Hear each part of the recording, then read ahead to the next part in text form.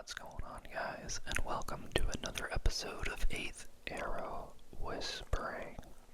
And on today's episode, we will be continuing our movie review of the Marvel Cinematic Universe's Phases 1, 2, and 3 in chronological order. And on today's episode, we will be reviewing Captain Marvel, which is the second movie in the chronological order, even though it is one of the later Marvel movies to come out, as it came out in between Avengers Infinity War and Avengers Endgame. So let's just jump into the review of it. Overall, just from a movie standpoint, without really getting into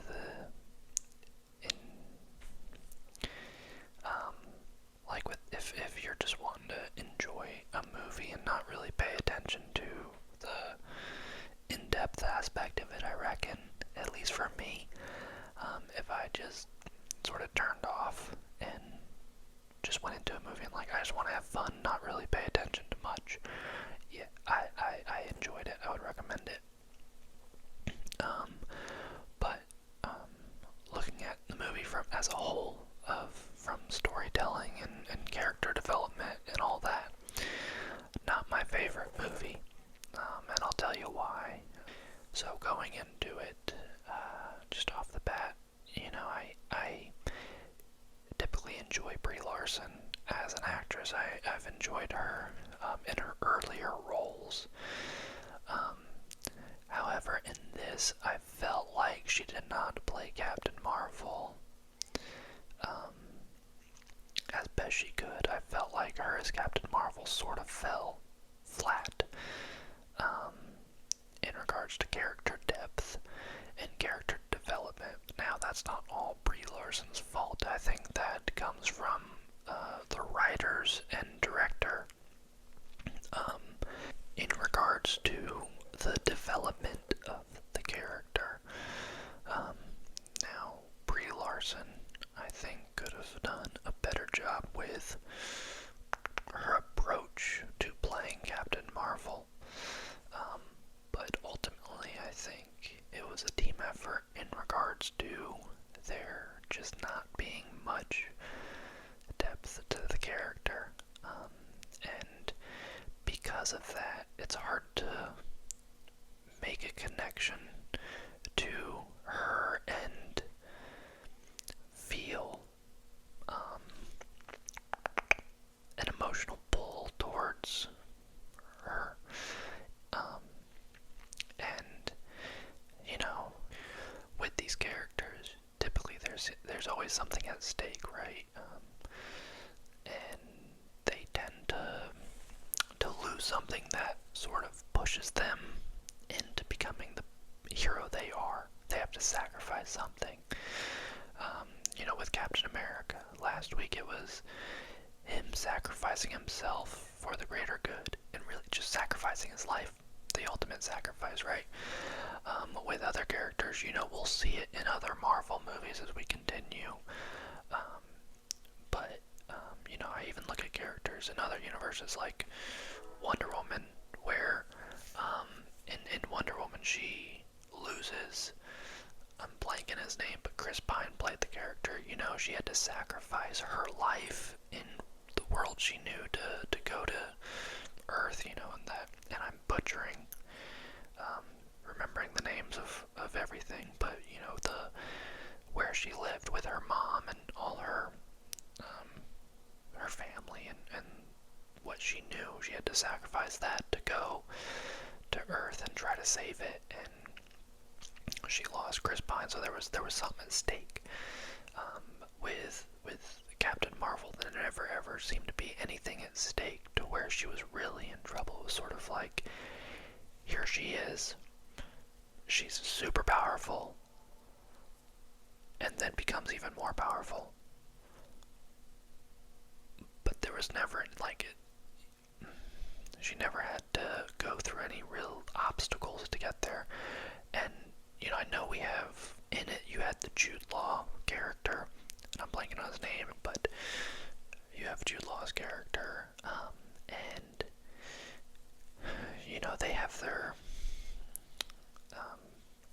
relationship, and it's sort of like a mentor-mentee type thing where it starts out, and as the film progresses, they're not really in it together a whole lot.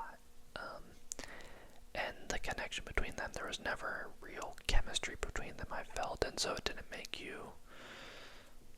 drawn to those characters. And so when you find out that Jude Law was lying to her and sort of betrayed her, it wasn't oh my gosh, like gut-wrenching heartbreak. It was just okay, that was kind of predictable, and she didn't seem affected by it like you would think someone who was very invested in a relationship would be affected by something like that. So it didn't seem as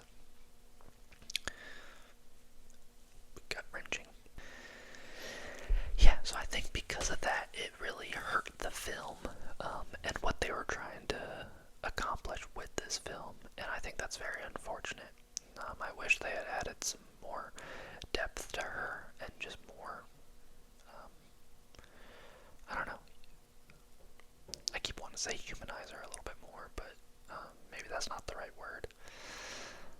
So unfortunately, that was my main takeaway from this film. Now, things I did enjoy. I enjoyed seeing Nick Fury as a younger Nick Fury, and seeing more of almost like a more lighthearted side of him, and I did enjoy the chemistry and relationship between Brie Larson and Samuel Jackson with Captain Marvel and Nick Fury.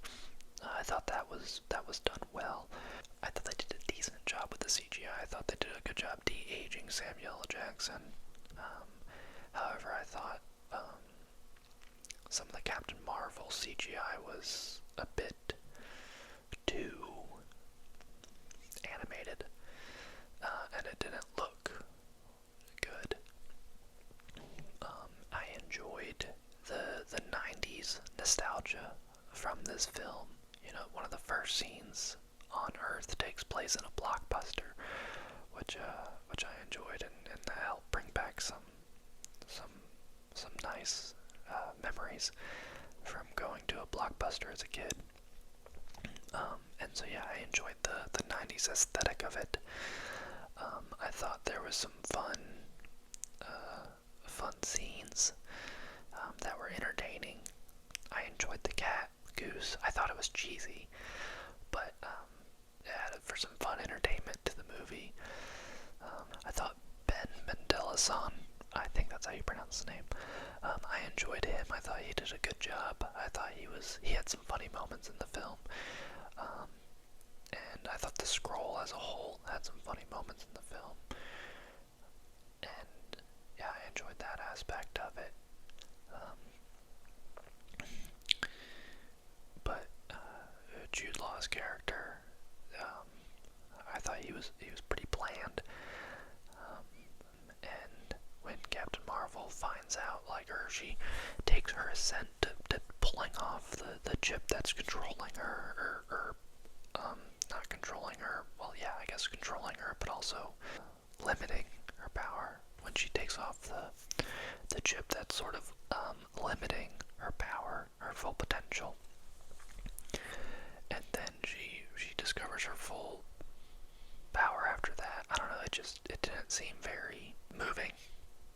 So, and for being a later Marvel film, I was hoping, it almost seemed like if this film took place earlier on in the making of the Marvel Universe, like if this was the legit second movie to come out, I'd have a little bit more grace for it, because, okay, Marvel's new, they're still trying to figure out who they are and what they're trying to do, but this took place way later, to where Marvel should have already known the formula, and they should have known how to make a good, compelling story. But it almost felt like they were just throwing this out there without a lot of thought put into it, just to get her into it. And ultimately, we'll find this out more later on, but ultimately she didn't even really play a major role moving forward in Endgame, at least not in my opinion. And it's been a while since I've seen it, so maybe going through it I'll see more of a role that she did play. But felt like they did a disservice to the Captain Marvel character with how they approached this film, and I wish they had yeah, just taken a little bit more time with it, put a little bit more into it, and we could have gotten a better, cooler Captain Marvel than unfortunately what we got. But yeah, ultimately this movie lacked character depth for me. It left a lot to be desired, and overall it just wasn't, from a movie review, in-depth movie review standpoint, not good, and a lot left to be desired.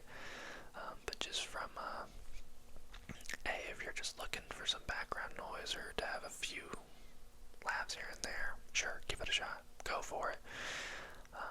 Anyway, that's it, guys.